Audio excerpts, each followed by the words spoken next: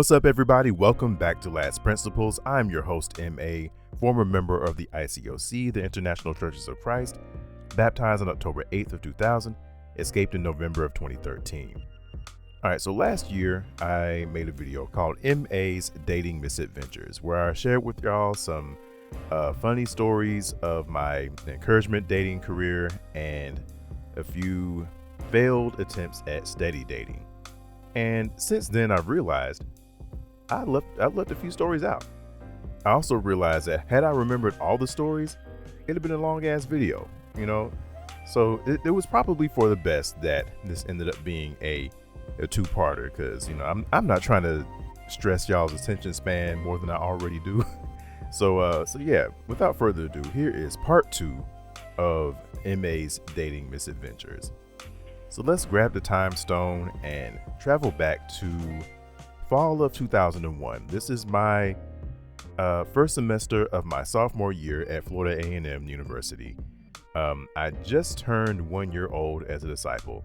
Got a double date. Me and a brother who also goes to FAMU. We're scheduled to double that day. We go to this is also very important to the story. This is FAMU's homecoming weekend. Just hold on to that. So we go to the game, and, you know, halftime comes. I watch the band play, leave at halftime to go get ready for my date. Because, you know, if you're not familiar with HBCU life, as they say in the movie Drumline, halftime is game time, because you're more concerned about watching the band play than watching the actual football game. That's a whole nother story there. Anyway, but yes, come back. We're going to come back to that. That's an important element of the story. FAMU homecoming weekend. Put a pin on that. So we go and get the car. So me and the brother who I'm doubling with, we don't have a car. Neither of us drive. So, and this may need to be another video as well. I didn't experience this in any other place that I've been. This wasn't, at least I did not experience it when I was in Atlanta. I've been to other cities just visiting. I didn't notice it being a thing there. But when I was in Tallahassee, it was a common thing for, if you had a double and neither of you had a car, you borrowed a car. Yeah, you had to borrow a car. There was no, oh, well, I ain't got no car, so I can't go on a date. It was a common thing where they was like, hey, bro, just borrow a car from somebody. Borrow a car from a sister who was not using their car that weekend, from a brother who wasn't using their car, from a married couple who wasn't using their car, so on and so forth. So we borrowed a car from another brother who had just gotten baptized that month. We go get our dates. Date goes well. I think we had gone to this place called Fun Zone in Tallahassee. It was like a more kid-friendly version of Dave & Buster's. Not that Dave & Buster's isn't kid-friendly, but if you're there after a certain time at night, it kind of turns into Club Dave & Buster's. So we went out to eat, went to Fun Zone, had a great time. Now, the sisters that we took out, we actually took out 2 literal blood sisters who were sisters. For those of y'all that don't follow, when I say brothers and sisters, we're just basically talking about male and female members of the church, right? But these 2 sisters, members of the church, were actually sisters. And their parents, they still live with their parents. And of course, their parents are, you know, kind of upper middle class, well-to-do, whatever. So they live out in the suburbs. So we got to drive out in the sticks to go drop them back off. So this is taking us way out of our way. Like, they don't live nowhere near either campus, right? As we were at FAMU, one of the sisters went to Florida State University. The other one went to Tallahassee Community College, right? So we're driving back. And remember, I told y'all, hold on to the whole FAMU homecoming thing. We're driving back and we get caught in FAMU homecoming traffic. This road is a parking lot. We are stuck in traffic for what felt like a couple hours, right? We got 2 lanes going in the direction we're going in, 2 lanes going back the other way, and there's the big green median in the middle, like all the grass in the middle. We need to turn left to get back to campus. But for some weird reason, the cops thought it was a good idea to block off all left turns for like miles on end. For as far as we can see down that road, we can't turn left, but that's where we need to go back to campus. So we're stuck We're in this parking lot of a traffic jam. Now, FAMU homecoming, the traffic, I don't know if you guys ever heard of Freaknik. There's a documentary out there on Hulu if you are interested. If you are still in the ICOC, you probably don't want to watch it. You might struggle. Anyway, I was a little too young. I missed the bus on Freaknik. I was old enough to have friends and family who went, and I heard about it. I know about the shenanigans that happened there, but I was too young to go myself. So I did not experience it myself, but I know about it. I say this to say that the traffic that we were stuck in was like a diet version of Freaknik. Like there's all the cars with all the music blasting. There's everybody's like hopping out of their cars, hollering at people. They're trying to see who they like and get numbers, exchange information, maybe hook up, those kinds of things. For those who don't follow when I say holler at someone. Anyway, there's scantily clad women everywhere. Some people are dancing. It's kind of rowdy, right? And we're like, dang, I don't know when we're gonna get home. Like it might be past midnight by the time we get home, maybe even 1 o'clock. And I make the mistake of ever so slightly taking my eyes off the road, and I accidentally bump the guy in front of us. So 1, damn, just had an accident. 2, the reaction from everybody else around us. Picture you're in like high school in the cafeteria during lunch, and somebody bumps into somebody and makes them like drop their lunch tray, spill it all over the floor, then spilt the chocolate milk on their clothes or whatever. And the person that got spilt on is either like one of the popular kids in school or the school bully, something like that. Imagine the effect that has on the rest of the cafeteria. Ooh, like there's gonna be like fight, that kind of thing, right? That's the effect that it had on everybody else around us. Dang, shouted, just hit that person in front of them. Like, so I'm having to deal with the embarrassment and hearing all these like teases and jeers around me. I'm like, oh Lord, I was not trying to deal with this. So I'm already in the left lane of the 2 lanes, right? Cops show up pretty quickly. They pull us aside. So we're to the right of the median, right? Come to find out, the brother who let us borrow his car, he did not have insurance on the car. And I'm like, am I going to jail tonight? Because I have no way of proving that I didn't steal this car, and this car does not have insurance on it. So like violations all over the place, right?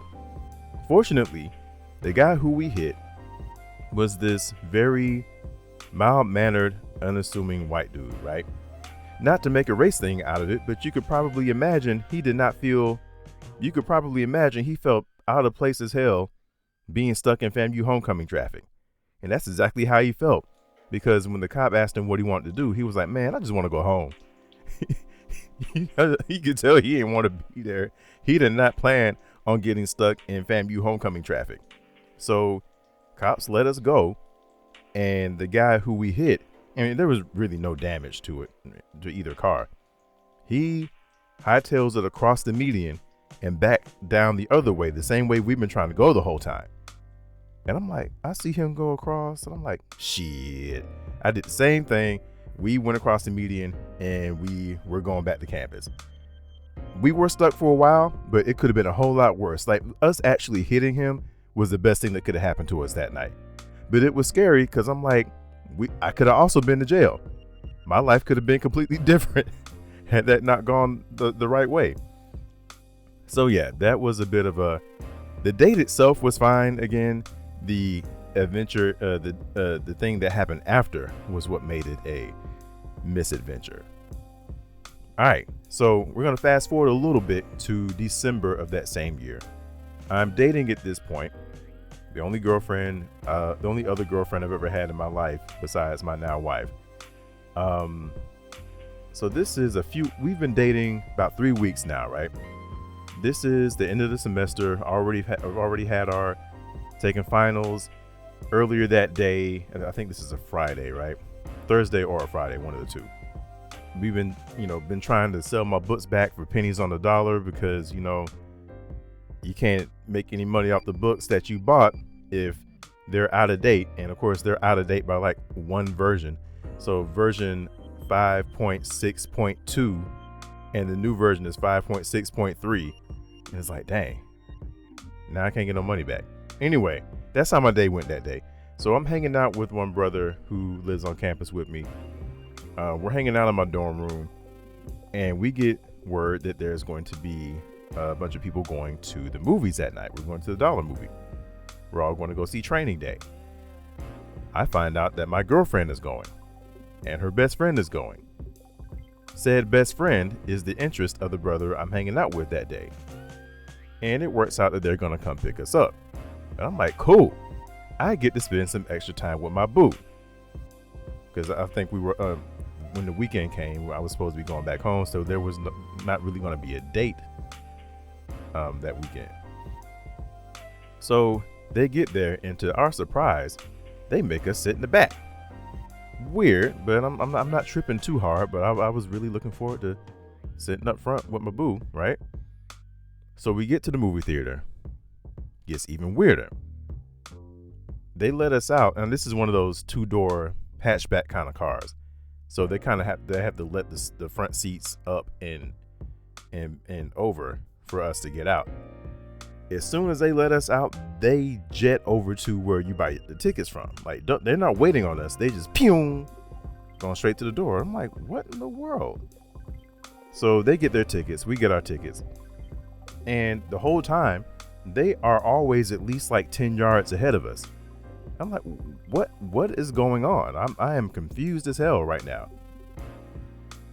And I don't know if it was pride or whatever, but I wasn't like, I'm walking faster than I want to walk, but I'm not running because I'm like, I'm not trying to look like I'm chasing nobody, right? And I shouldn't be chasing my girlfriend. Why am I chasing my girlfriend? So we get into the auditorium of the movie that we're trying to watch. And you got your big section in the middle, the two narrow sections to either side, and you got the 2 aisles in between, right? So she's going somewhat down front and to the right. And no sooner than I get 3 rows away from her row, they come back out of that row. Now, when they got in there, she was on the other side of her friend, to where if I was sitting next to them, I would have had to been sitting next to her friend and not her. But before I even get there, they bounce right back on out and come to another row. So I'm having to chase them again. And again, they're sitting in a place where where her friend would be in between me and her. And I'm just dumbfounded as hell. I'm like, why is this happening? So I eventually just give up. I'm a row or 2 behind them. I'm not like watching over them, but I gave up trying to sit next to her. And I almost couldn't enjoy the movie for trying to figure out what the hell is going on. Afterwards, we find out, I forget if she told me or somebody else told me. I mean, she and I did eventually talk about it, but she was trying to abide by this unspoken rule that had not, unspoken, obviously unspoken because I don't know about it, that you're not supposed to be too into each other as a dating couple. I think I knew that being in service, because like we were not allowed to sit next to each other during church. Only if you were running a ministry together were you allowed to sit with your girlfriend during church, right? So I didn't realize this applied to just any other time that you see each other, like not supposed to be all involved, not supposed to be quote unquote into each other. So she, instead of communicating that to me, she's running away from me the whole night. So she eventually explained that to me, and I got it. And I've said this a few times before in other videos. My spine was not quite developed back then, so I was not in a place to. My personality back then, I would have done this now, but my personality back then, I wasn't the type to actually stop and speak up about what was going on, right? And I was frustrated in the moment, but ultimately I don't really blame her for doing what she did. I mean, yes, it was frustrating. Yes, it was annoying. Yeah, I felt like it was kind of immature as hell. But honestly, I really feel like she was just doing what she needed to do to not get in trouble. She was doing what she needed to do to not get discipled the next day. So I can't really blame her for that, right? When you're in the system, you kind of got to play by the rules and that so that way you don't get in trouble. So there's that one. Fast forward again to that next early summer. Me and said girlfriend have broken up at this point. I'm single again. I'm out in these encouragement dating streets again. So we decided, me, my double, and our dates, we decided we're going to go skating. Side note, we're going to the same skating rink that I asked my previously mentioned girlfriend to go steady at. I had asked the DJ to dedicate a song to her and said, hey, would you be my girlfriend? That kind of thing happened. Anyway, we're at the skating rink and we pull up. Now we're going during the day. This is like mid-afternoon. It's nowhere near being dark outside, right? And as we pull up, we expect a skating rink is going to be busy, but it was just uncharacteristically busy for a Saturday afternoon. Like, dang, this parking lot is full. Like this place is looking kind of crunk right now. Like, you know, there's tons of cars there, tons of parents dropping off their kids and stuff. So it's busy, but just busier than I expected it to be. Just weirdly busy, right? So we get out and we go to the front to try to, you know, get our tickets and get in. And there's separate lines for boys and girls to get in. I've been to the skating rink at least twice before, maybe 3 times.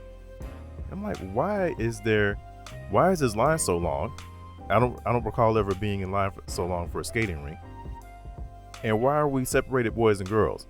Which made us paying for our dates a little complicated. Like, we got to pay for them, but they're like ahead of us because, you know. Anyway, so we finally do get in.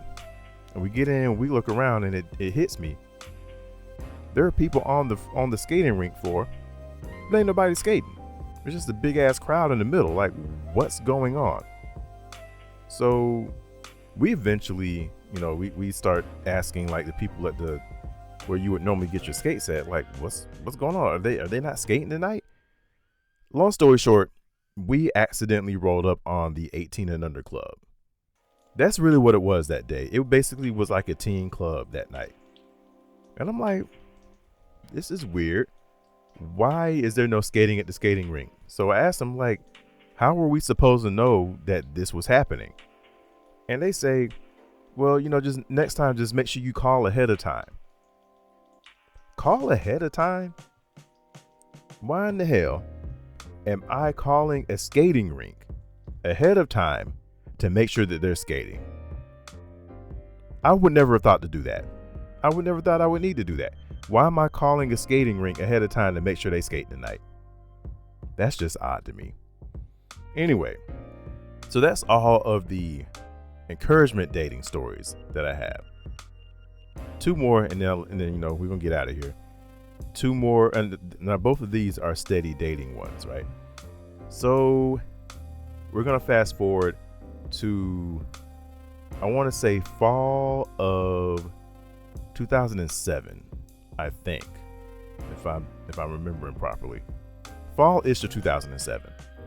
So by this point, I'm about 4 or 5 years into salsa dancing. I don't know if you guys in at least one video prior to this, probably early on in the channel, I mentioned that I caught the salsa bug. I started dancing salsa in 2002, started teaching it kind of 2007. It's right around the time of this story, I think.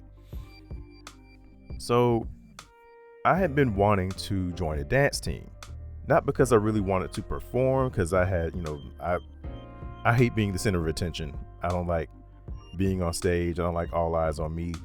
Yet my 2 main hobbies, salsa and cosplay, they put me in the spotlight. So I've just had to learn to deal with it. But as far as performing, I wanted to join a dance team because I wanted to join a dance team because that would actually help me become a better dancer. And also I wanted to get over that fear of being on stage.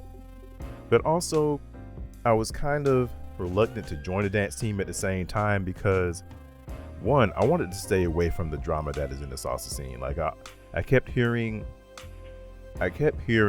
horror stories of, well, if you join this dance team, these people from this dance team aren't going to like you. If you join this dance team, then you can't take lessons from this dance company over here. All that foolishness. And of course, I always hear about the drama within the salsa scene with relationships, like this person is dating this person's cheating on this person, all this other kind of stuff, and people, drinking and stuff. Of course, being in the ICOC, you're kind of apprehensive about all this stuff. You're trying to make sure you don't fall into sin. So that's one reason I wanted to stay away from being on the dance team. So on one hand, I wanted to be on one because I wanted to get over those performance jitters, because I just wanted to improve as a dancer. But then also, I kind of didn't want to join one because I didn't want to get involved in the drama and potentially fall into sin. So I prayed that, God, if it's meant for me to be on a dance team, someone will invite me to be on one, as opposed to me seeking one out and trying out. Sure enough, that happened. So my friend Daniela, she very good friend of mine. She's moved away. She's out in LA now. She was at that time kind of like my best friend / dance mentor, right? So she had a dance team going on already, and there were 3 girls and 2 guys. And the one girl who didn't have a partner, she was on the taller end. She's like 5'9" or so. And so they were like, we need a good guy, but also a taller guy. So they recruited me, and that being my prayer, I accepted. So we got my dance partner. We'll call her D. So I've met D before. She and I had danced several times. We knew each other. I always, thought always found D attractive, but I was never like, oh, let me get her out to church and get her baptized so I can date her. Like, that was not on my mind previously. Again, yes, very attractive woman, but I wasn't like thinking I want her, right? But then, of course, we become dance partners, and I develop what I call a proximity crush on her. I'm not claiming I made up that term. I've never heard anybody else say it. I'm pretty sure someone has said it before. But anyway, what I mean by a proximity crush is you start developing feelings for someone because you are spending more time with them.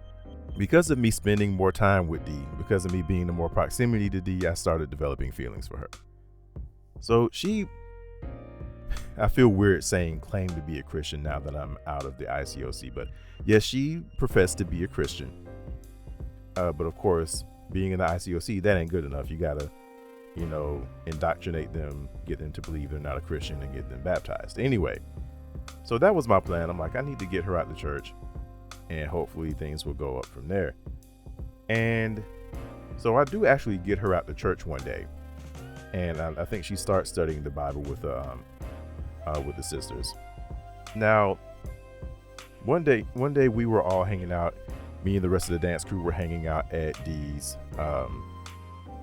house, because we used to have sometimes we would have rehearsal at this other place, and sometimes we would have rehearsal at Dee's house.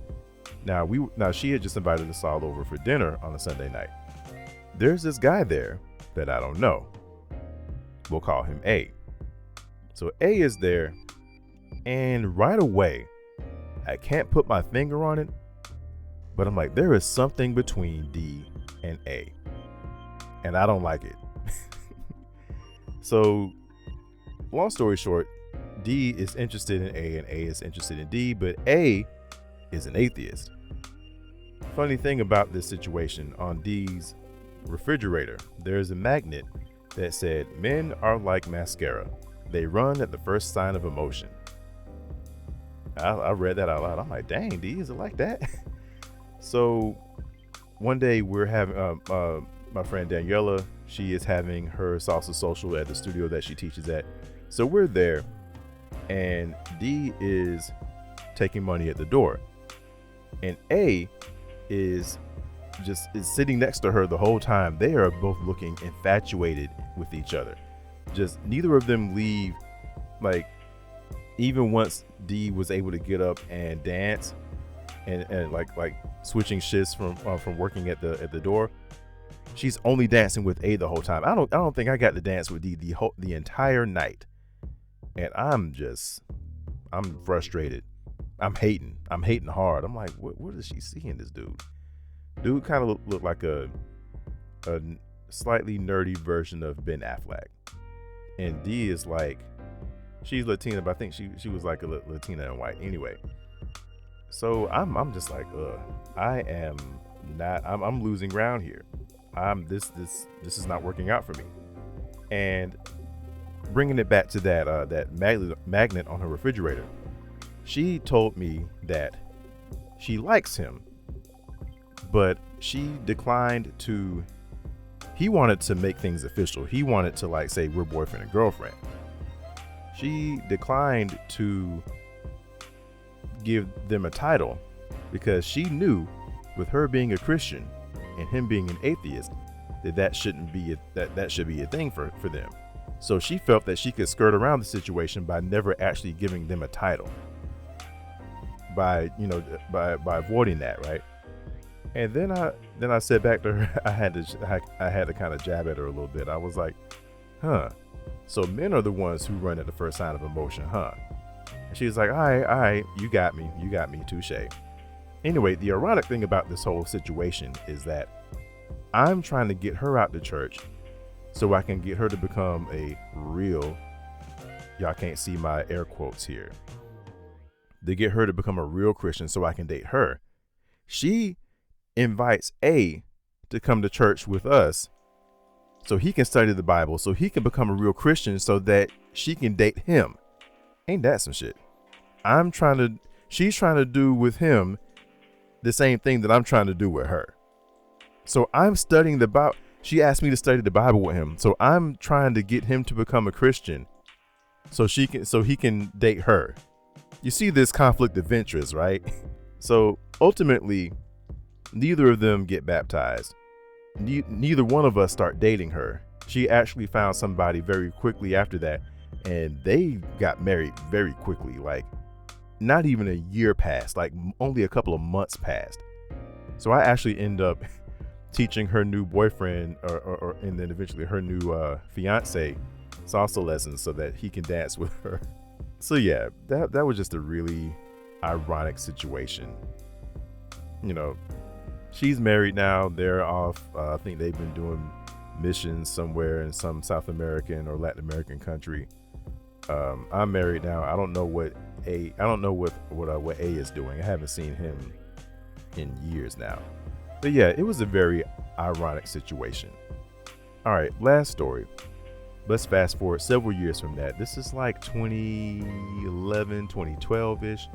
2012 at least. 2012 at least. So there's a new sister that pops up. We'll call her T. Now I see, like, I'm at church one day and I see T. I'm like, oh, who was this? Now T is kind of, I don't want to say, I don't know if plus size is the right word, but she was like, she's tall. She's giving Layla Ali, basically, and she's about my height, maybe even a half inch taller,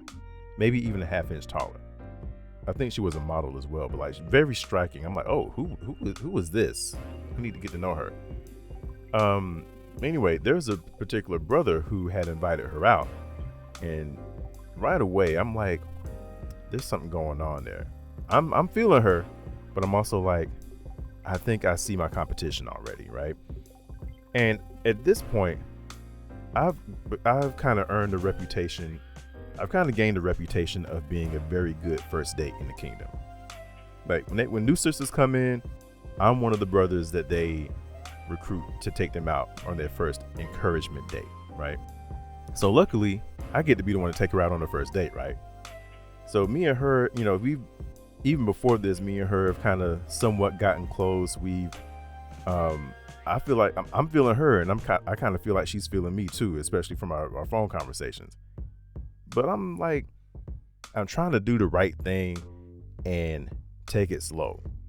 I'm not trying to like date her, like have her be my girlfriend. Would I have wanted to? Yes. The desire was there, but I'm trying to play by the rules. I'm trying to do this by the book and not like try to go steady with her within like the first month of her getting baptized, right? So I'm her first date. We have a really good first date. And somewhere during that, towards the end of the date, I think we're in the car and I'm about to drive her back home. She gets a call from the brother who met her. We'll call this brother M. And apparently she had been studying the Bible with another female visitor that he brought out. And he's calling her to discuss that sister.